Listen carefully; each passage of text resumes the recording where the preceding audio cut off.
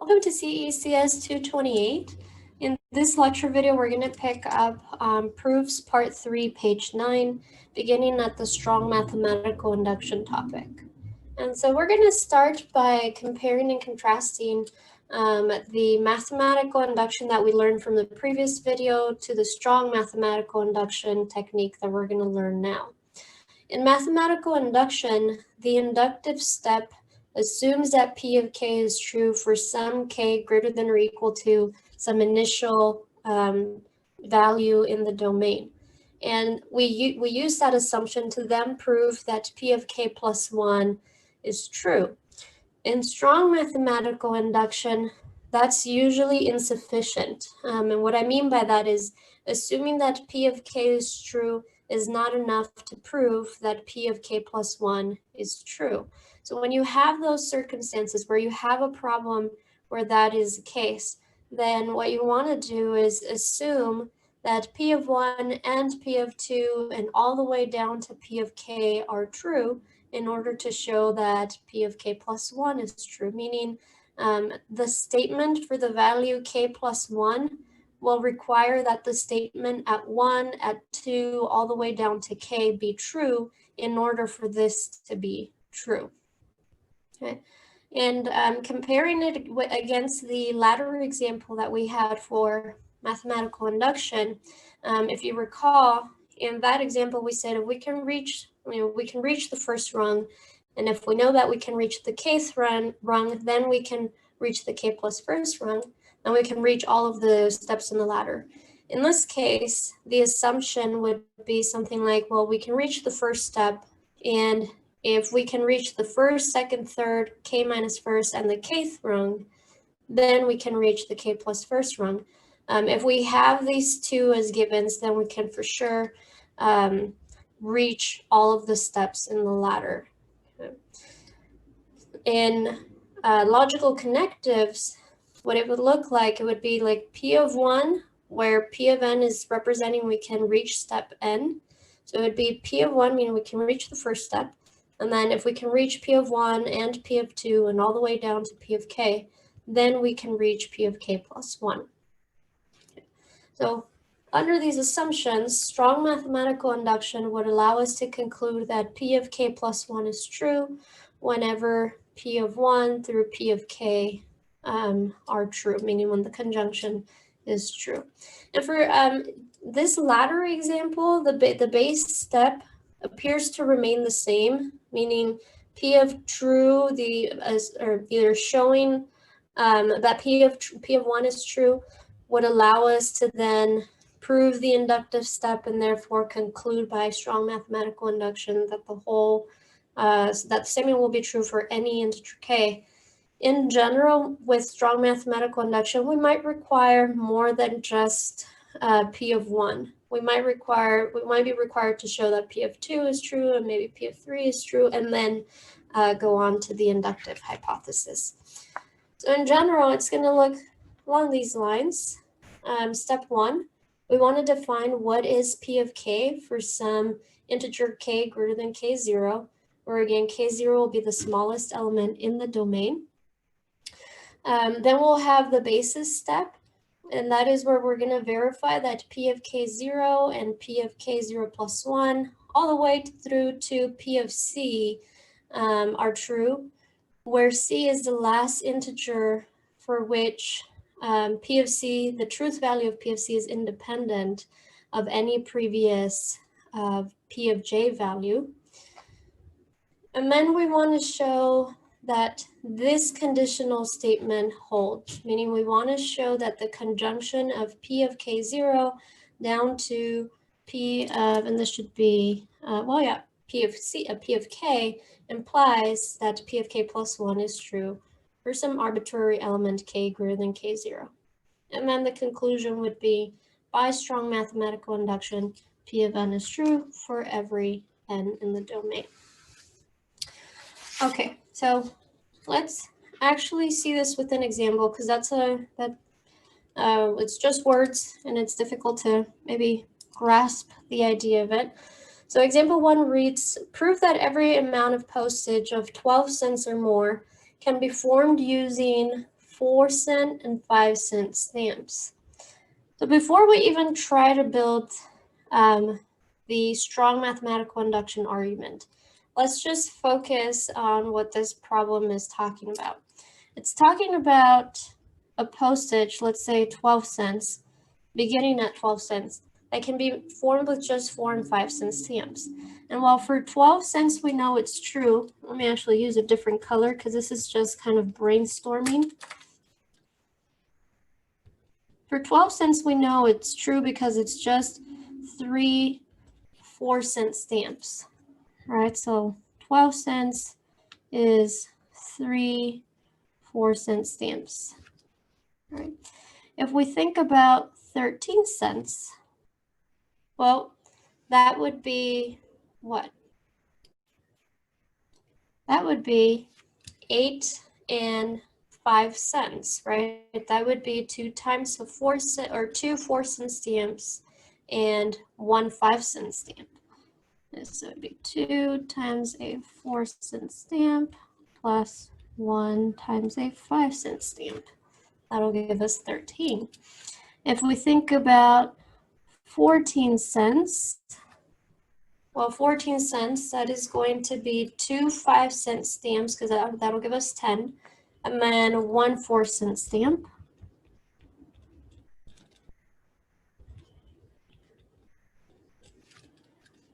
And if we look at 15 cents, that's going to be 3 5-cent stamp.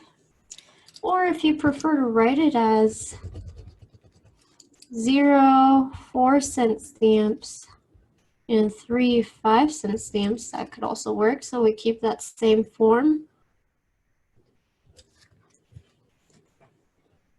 And then for 16, I don't even really need to write out the whole thing because I can say, well, 16 is going to be 1 4-cent stamp plus whatever formed the 12 cents. So since I know that 12 cents can be formed with 3 4-cent stamps and no 5-cent stamps, well then I'll know that 16 can be formed out of 4 and 5 cents. If I think about 17, 17 will just be 1 4-cent stamp plus whatever made up the 13 cents, which we've already proved can be formed with 4 and 5 cents. And then the same thing will be true about 18 and 19. We simply add 4 cents to a previous value that has already been shown can be formed out of 4 and 5-cent stamps.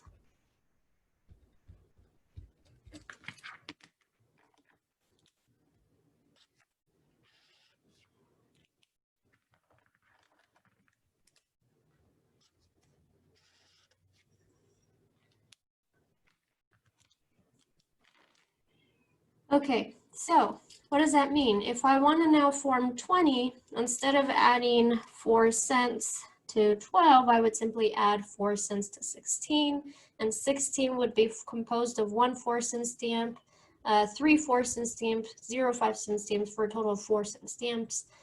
So the 20 would be a 5 times 4-cent stamps. But instead of, I mean, that's just a pattern, right? You just add 4 cents to the previous block that has already been shown can be formed out of these these types of stamps. So for the rest of them, we can just prove one general case where you have some K amount of postage.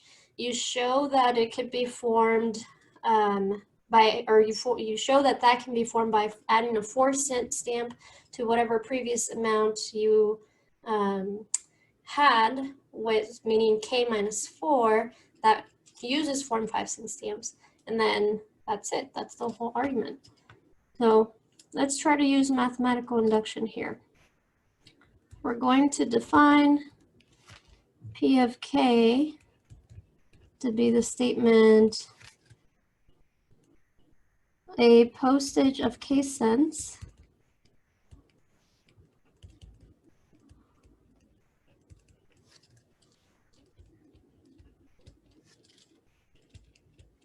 can be formed using 4-cent stamps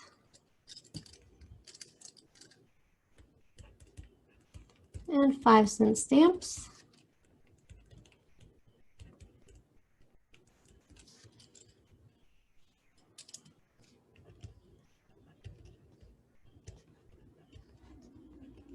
Now we show our base cases. So 13 cents did not depend on the fact that we had 12 cents formed out of 4 and 5 cent stamps, right? Because 13 cents is 1 cent plus 12, and well, we're not considering 1 cent stamps. So 13 is the way that we prove 13 is independent of whether or not 12 cent is true. Okay, it's true for a postage of 12 cents. Same thing for 14 cents. 14 cents is independent, proving that it can be formed with 4 and 5 cent stamp is independent of knowing that 12 cents can be formed or that 13 cents can be formed with those types of stamps. And the same is true about 15. So all 4 of those cases we're going to have to show as part of our base case. Okay.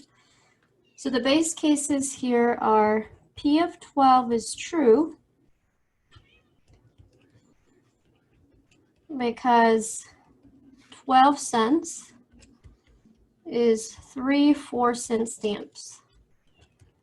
P of 13 is true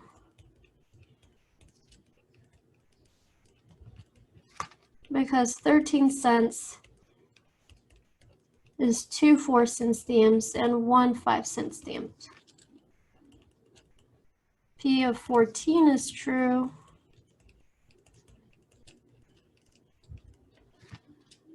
because 14 cents is 1 4-cent stamp and 2 5-cent stamps. And P of 15 is true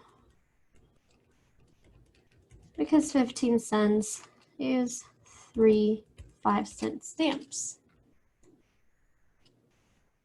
All right, so now that we have our base cases, we're going to say, well, assume that some amount of postage K can be formed out of 4-cent and 5-cent stamps. And basically every value before that up until the 12-cent postage. And so here's our inductive step.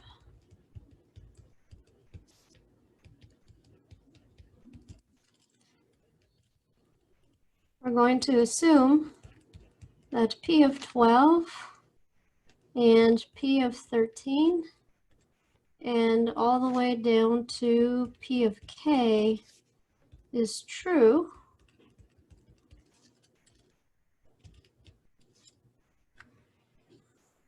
Actually, I'm going to change the variable here. I'm going to say J. For J being greater than or equal to 12 and less than or equal to K. Because, I mean, we want to assume it's true for 12, 13, 14, all the way down to K. That's our assumption. We want to show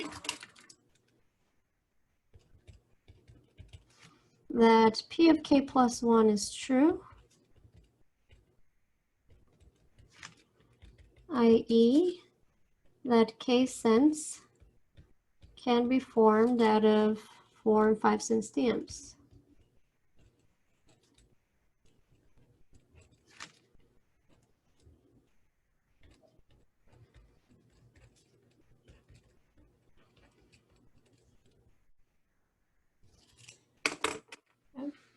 Let's work towards the goal.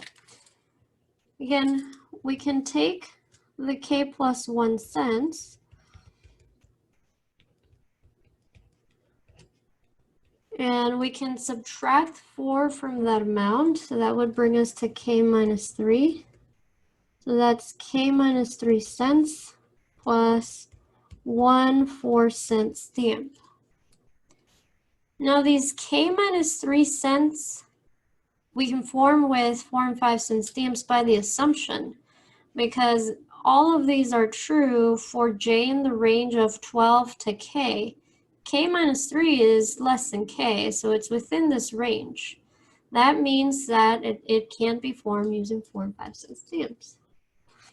So since k minus 3 is less than k, P of k minus 3 is true by hypothesis.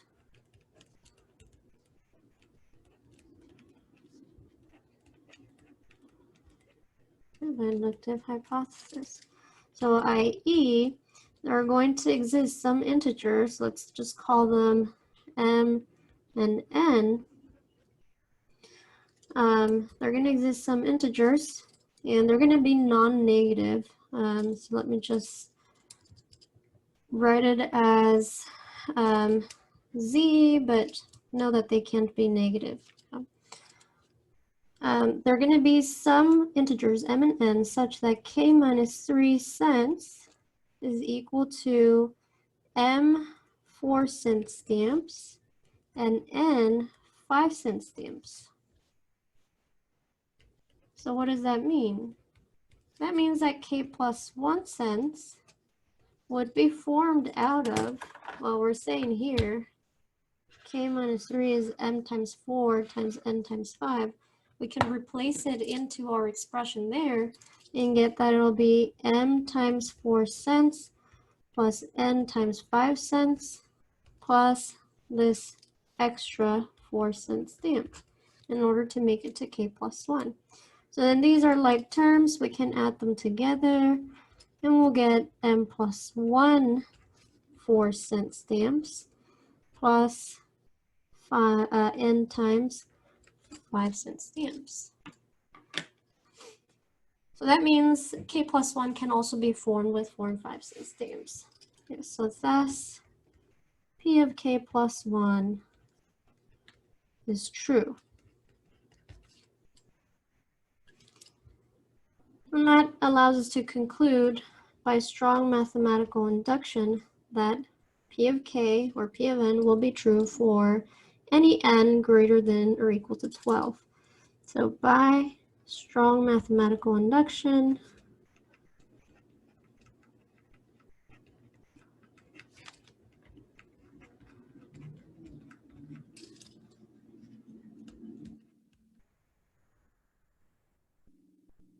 any postage 12 cents or more can be formed with 4 and 5 cent stamps.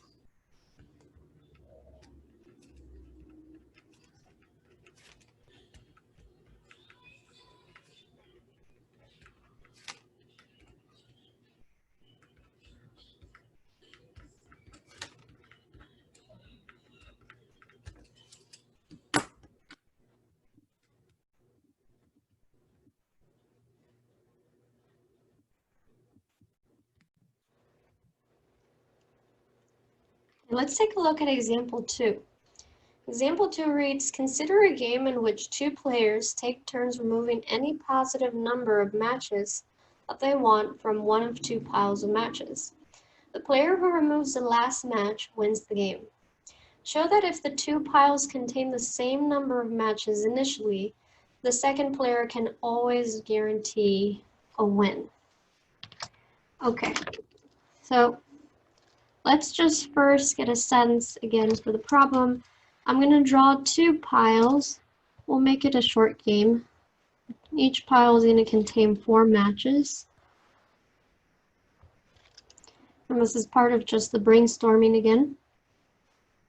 And according to this problem, the second player always is guaranteed a win. And each time that they pick a number of matches, it has to be a positive number. So it has to be 1 or greater. Okay. So let's just say that player number 1 decides to remove 1 match. This is player 1's move. What player 2 can do is mimic that. Okay, they can remove second match. Okay, just 1. Then maybe player 1 decides to move 2 matches on the second move. then player 2 can mimic that. Remove 2 matches. Well, player 1 is forced to remove one more match. So let's say they remove this one here. Well, player 1 is left with 1 match and simply takes away the last match and wins. That was for 4 matches. It's the same thing if you have 3 matches. And player 1 says, well, I'm going to remove all of the matches in the first stack. And player 2 says, well, I'm going to remove all of the matches as well. Well, now that all of the matches are gone, player 2 wins because they got the last match. So essentially, as long as player 2 always mimics what player 1 is doing, then player 2 is guaranteed a win. We're going to write that now as a proof, starting with defining our P of K. So let P of K be the statement: if both piles contain K matches each, by the time player 1, by player 1's term,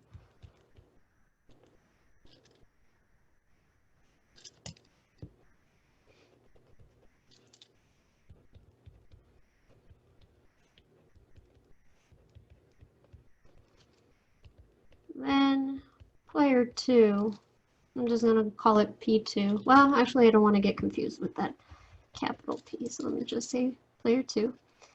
Then player 2 is guaranteed a win.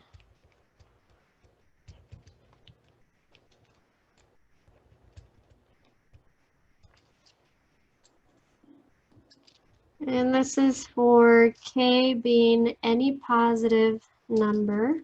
So I'm going to say for K being a positive integer.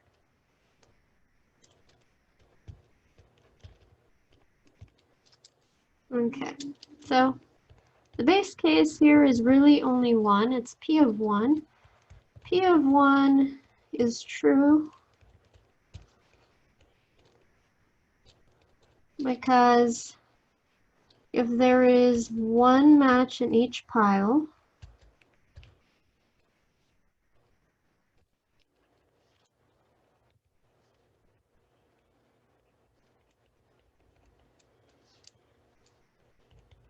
then player 1 can take at most 1 match.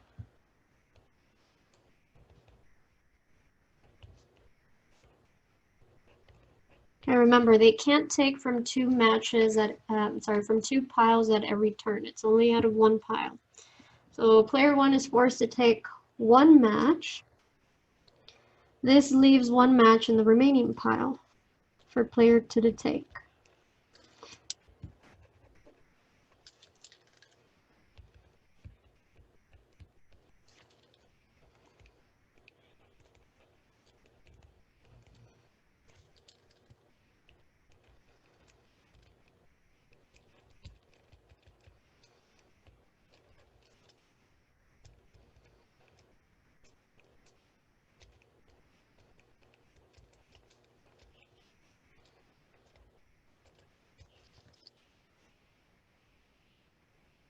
That's the base case. Same thing would happen if we had 2, right? And player 1 can take 1 match maybe, or 2 matches. Whatever player 1 does, player 2 mimics. If player 1 takes 1 match, then player 2 takes 1 match, and we're down to the case where both piles have 1 match each, which we've proven works in favor of player 2 in this base case. Okay, so P of 2, the truth of that will depend on the truth of P of 1. That means that we now start our inductive step.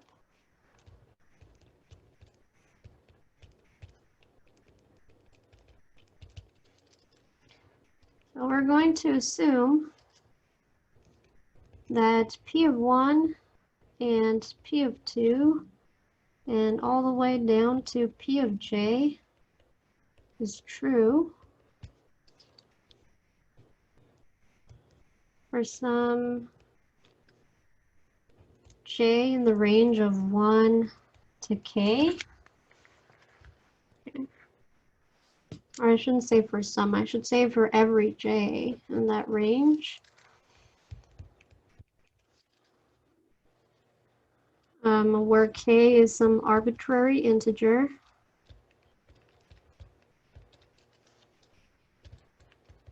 That is positive.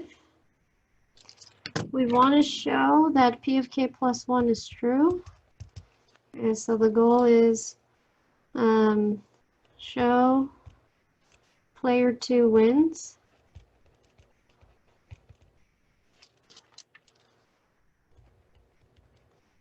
When each pile contains k plus 1 matches.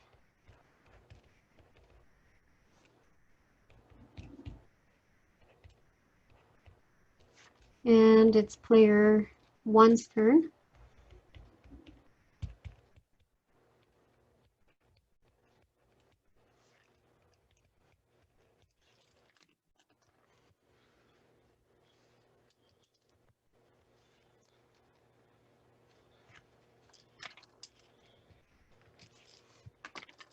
Okay, so let's now prove it.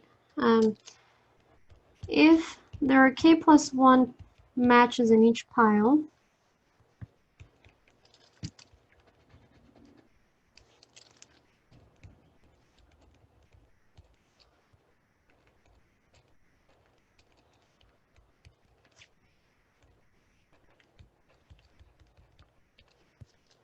player 1 is forced to take, let's say, m matches.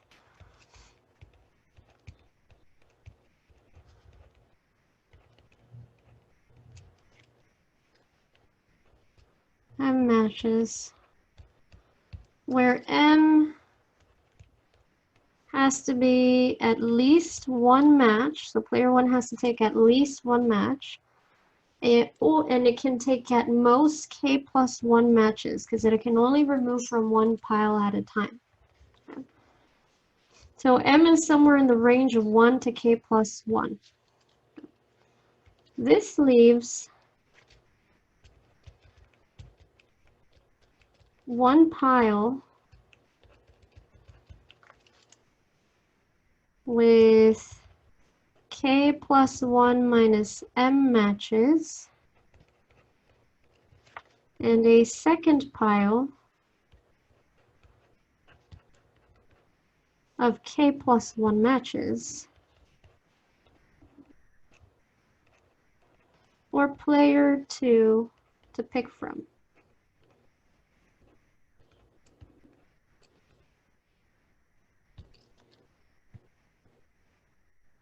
Okay, then player 2 mimics player 1's move and removes m matches from the pile with k plus 1 matches. Player 2 can remove m matches from the pile with k plus 1 matches.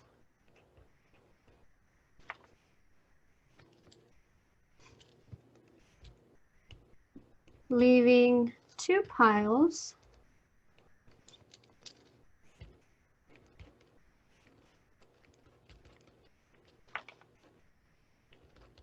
both with k plus 1 minus m matches each.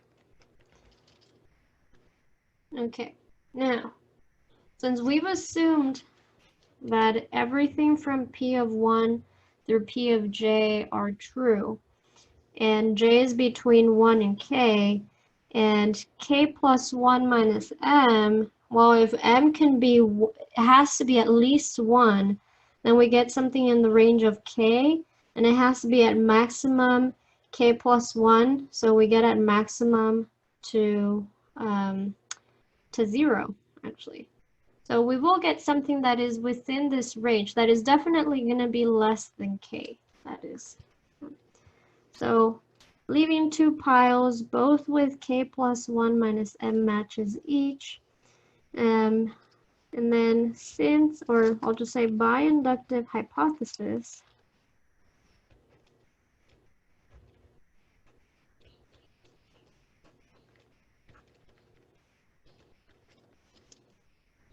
P of k plus 1 minus m is true,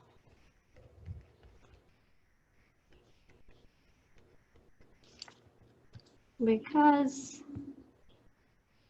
k plus 1 minus m is less than or equal to k.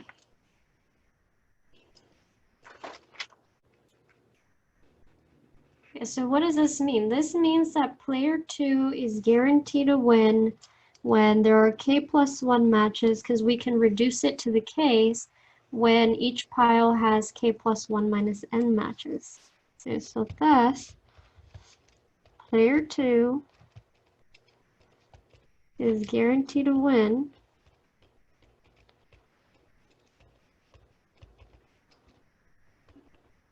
when there are k plus 1 matches in each pile,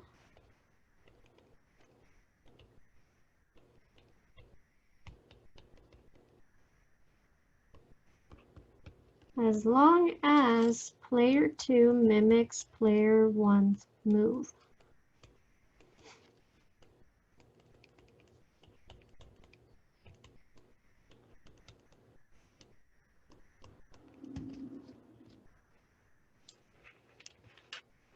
Okay, so now we can say by strong mathematical induction,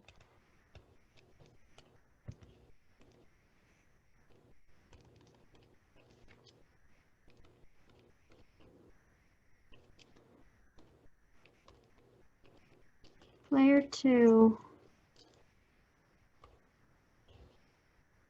wins whenever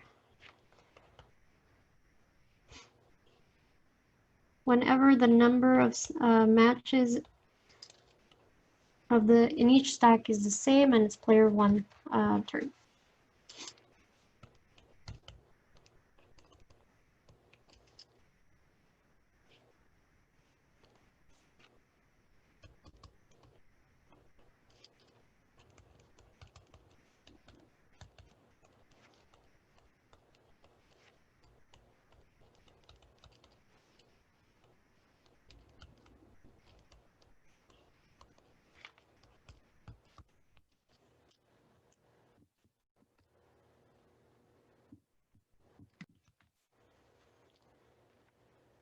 Okay, so here is example 3, one last example that we'll use strong mathematical induction.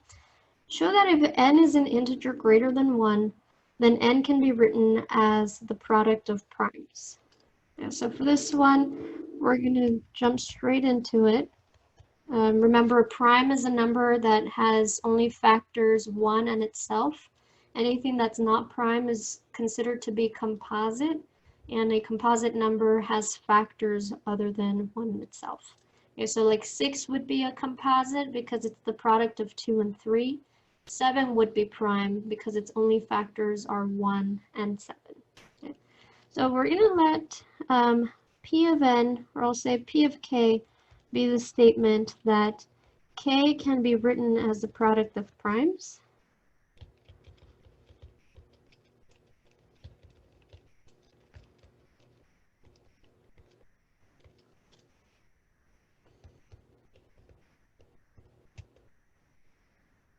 And k is an integer that is greater than 1. So I'll say k is greater than 1. K is an integer. We'll start with the base case. And actually, this is going to contain more than one case. Here's why. Well, starting off with 2, because that is the next integer greater than 1. P of 2 will be true because 2 is a prime itself. So it's just 2 times 1. P of 3 is true.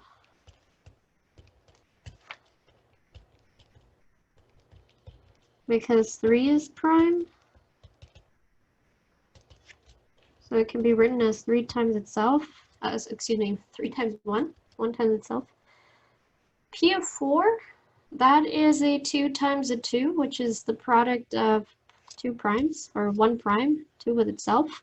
And then P of 5, 5 is a prime, so that's true. P of 6 is a product of 2 and 3. P of 7 is prime, so that's true. So in all the other cases, it's going to be one of two, it's going to fall into one of two categories. Either the number will be a prime, in which case the statement is true just because it's the prime times 1, or the number will be a composite, in which case there will be primes that are smaller than the current number, and for which we've already stated that this P of k is true. Okay.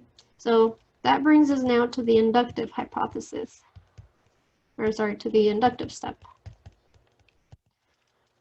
We're going to assume that P of 2 and P of 3 and P of j is true for every j, for every integer j in the range of 2 to k, where k is some integer, some arbitrary integer that is greater than 2.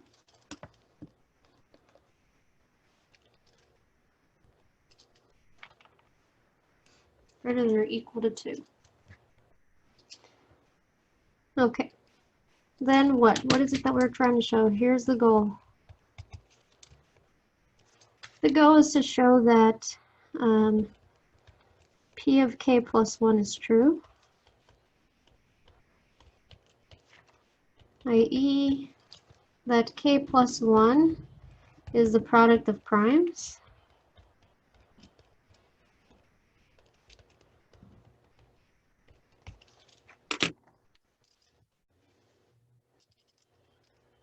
well, let's see.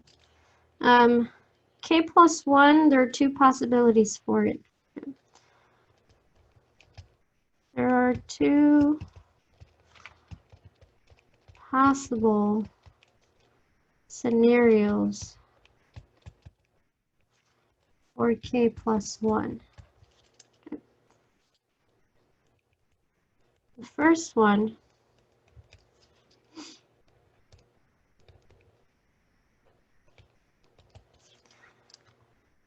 is that k plus 1 is prime. If k plus 1 is prime, then k plus 1 is equal to a 1 times a k plus 1. So hence, P of k plus 1 is true.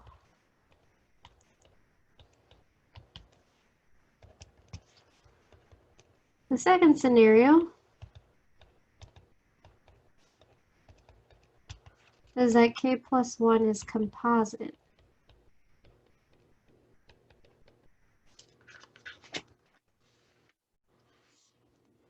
Well, if k plus 1 is composite, it's going to be the product of two other numbers, right? So if k plus 1 is composite, there will exist two other integers. Let's call them q and r, such that they are smaller than k plus 1, but they're greater than 1. So they are greater than 1, but smaller than k plus 1. And when you take the product of the two integers, they equal k plus 1. Now, because they live in this range, because they are between 1 and k plus 1, and because we have assumed by inductive hypothesis that P of j is true for anything in the range 2 to k, which, by the way, is this same range. It was just written differently. We could have also written this as 2 is less than or equal to k plus 1, q and r, which is less than or equal to k. So P of Q and P of R independently are going to be true. Okay. By inductive hypothesis,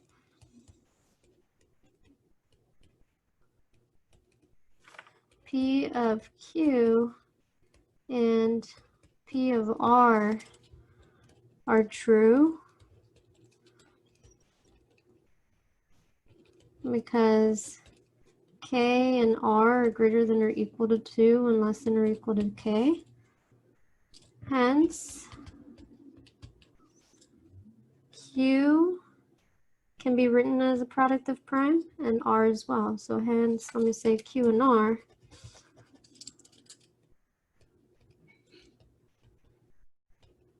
can be written as product of primes.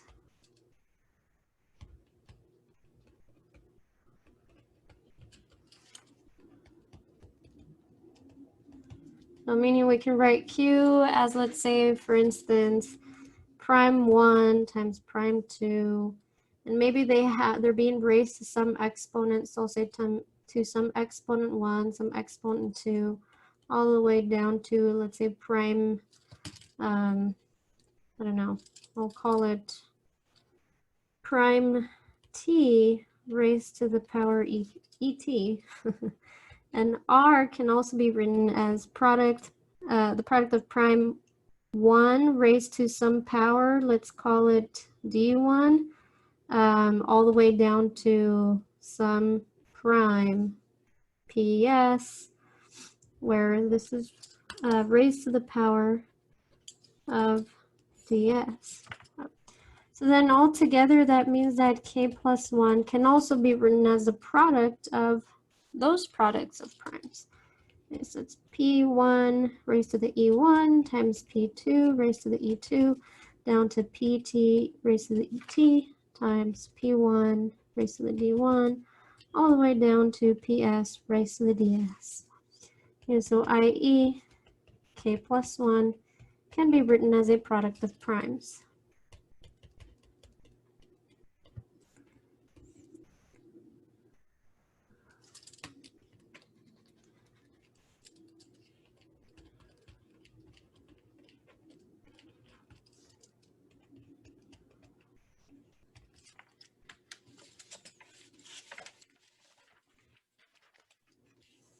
So now the last step is to simply state by strong mathematical induction